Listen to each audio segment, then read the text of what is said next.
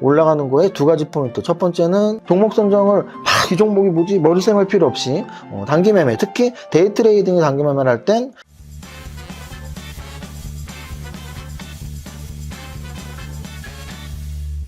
대표님.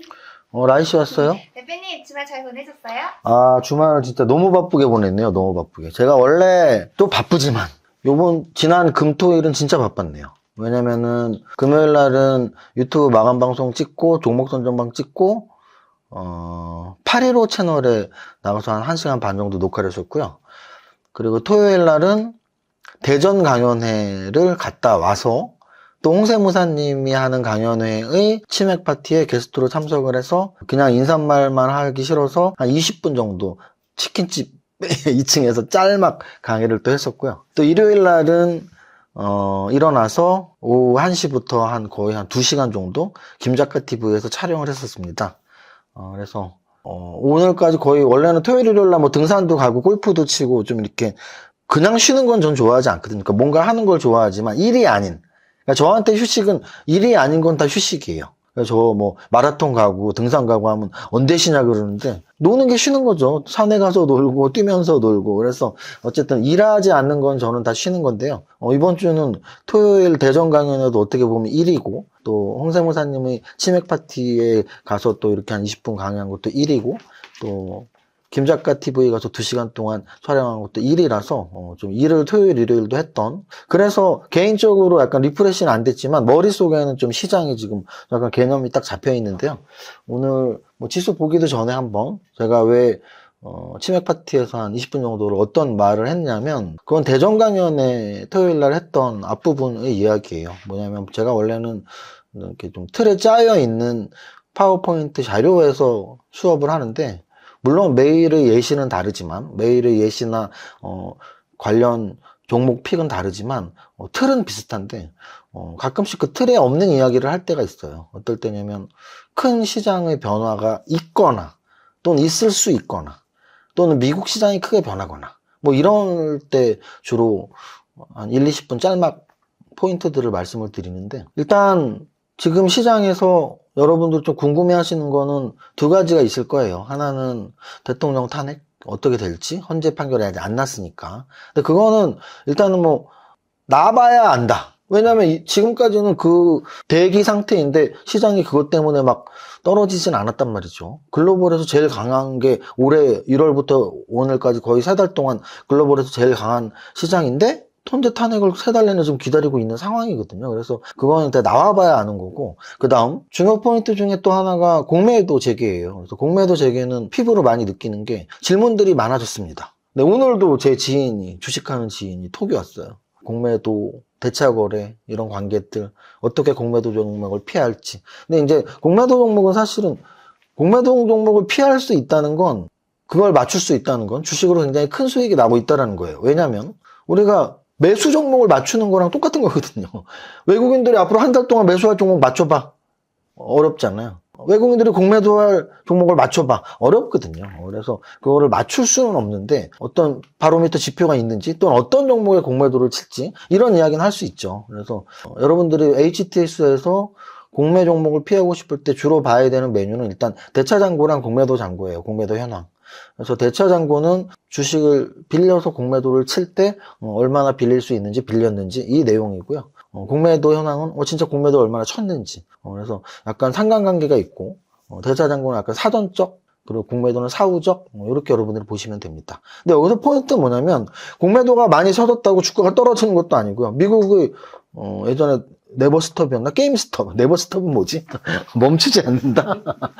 제가 좋아하는 문구 중에 하나인가? 어쨌든 게임스톱이라는 종목이 공매도 세력들이 체포가 됐던 거죠. 그래서 환매가 일어나면서 막 급등을 했었는데요. 그래서 뭐 공매가 많이 들어갔다고 해서 반드시 주가가 떨어지는 건 아닙니다. 하지만 내가 갖고 있는 종목에 공매가 들어오면 기분이 나쁘죠. 그리고 또 떨어지면 공매 때문에 떨어졌어, 이런 의견들이 많아질수록 계속 좀 안 좋은 추세로 갈 수도 있으니까, 그래서 걱정을 하시는 거잖아요. 그래서 제가 이제 그 지인하고 톡을 할 때 대차장고나 공매도 현황을 보면 되는데, 그거보다 원칙적으로 내가 공매도를 칠 수 있는 기관, 외국인이라면 어떤 종목에 공매를 칠지 생각해 보는 게 더 좋지 않을까? 이런 의견을 제시했고요. 어떤 종목에 여러분들은 칠 것 같아요? 저라면 주가가 떨어질 종목에 공매를 치겠죠. 주식 매수를 한다는 건 주가가 올라갈 종목에 매수를 하는 거잖아요. 그럼 공매도를 친다는 건 떨어질 거라고 예상되는 종목에 공매를 하겠죠. 여러분들은 어떤 종목이 떨어질 것 같아요? 재무제표가 안 좋은 종목. 또는 굉장히 급등을 했는데 조정을 한 1, 20% 받고 고점을 돌파 못 하겠네. 얘는 이제 흘러내리겠네. 이런 종목들의 공매를 치는 게 좀 안전하지 않을까요? 그래서 그런 종목들의 공통점을 뽑아본다면 재무제표가 좀 안 좋은데 주가가 올라 있는 종목이 어떤 게 있지? 또는 재무제표 대비 주가가 많이 올라와 있는 건 어떤 게 있지?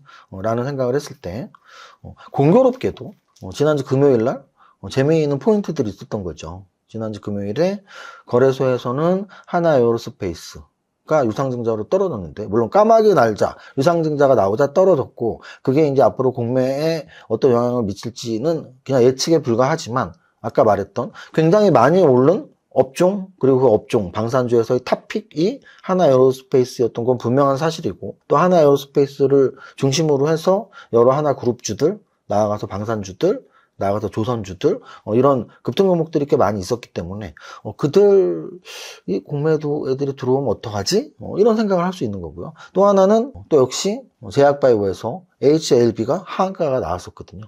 그래서 제가 마감방송 그런 말씀 드렸잖아요. 1년 전에 작년 4월 5월 달에 똑같은 하한가 두 방이 있었고, 그리고 나서 쭉 여태까지 또 우리 FDA 다시 들어갈 거야, 재도전할 거야 때문에 또 그 기대감에 올라온 것처럼 어떻게 될지 모른다. 그런데 제 원칙은 말 많은 종목에 굳이 들어갈 필요 있어? 이런 말씀을 드리는 거고, 그러면서 역시 마찬가지로 제약바이오 업종도 재무제표 대비 좀 많이 올라와 있는 종목들이 있으니까, 그래서 결국 공매도를 앞두고 우리가 주의해야 될 업종을 꼽는다면 재무제표 대비 단기 급등을 했던 제약바이오, 모든 제약바이오는 아니에요. 그 중에서 재무제표 대비 주가가 많이 오른 제약바이오, 또는 주가가 많이 오른 하나그룹주나 방산주, 조선주를 조금 1차적으로 조심을 하자라는 취지로 대전강연, 그리고 어제 김작가 이런 채널에서 말씀을 드렸습니다.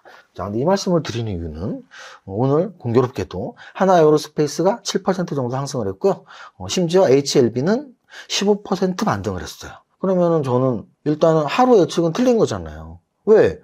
저는 하나에어로스페이스 유상증자도 굉장히 안 좋게 보고 있고, HLB도 말 많은 종목이라서 피하는 게 좋다고 생각하는데, 오늘 하루에 두 종목이 하나에어로스페이스는 7%, HLB는 15%. 그래서 하루는 틀렸습니다. 하지만 추세적인, 특히 공매와 연관돼서 우리가 상상할 수 있는 내용들은 제 뷰가 얼추 비슷할 테니까, 여러분들도 만약에 공매를 앞두고 어떤 업종을 피해야 돼? 재무제표 대비 많이 오른 종목 피하는 게 맞아요 라는 말씀.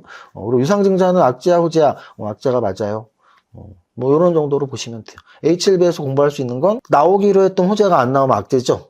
근데 그 악재가 또 이렇게 호재로 둔갑되는 변하는 시기들이 있다라는 거죠. FDA에서 야, 이 말 같지도 않은 거 내고 너는 다시 내지만, 이게 아니고, 야, 이건 승인 못 내. 좀 더 보류, 이런 식이니까 또 재도전이 가능한 거고. 이렇게 좀 여러분들이 보시면 될 것 같습니다.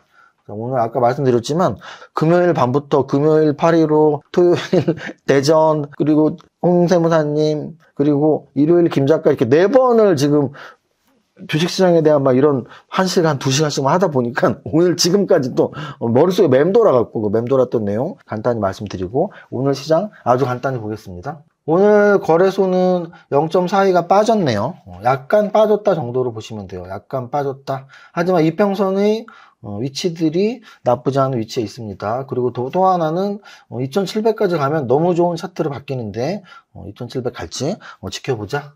그 다음 코스닥은 조금 아쉽다. 왜냐면은 코스닥은 오늘 장중에 0.82까지 올랐었거든요. 근데 오르다가 밀려서 아쉽습니다.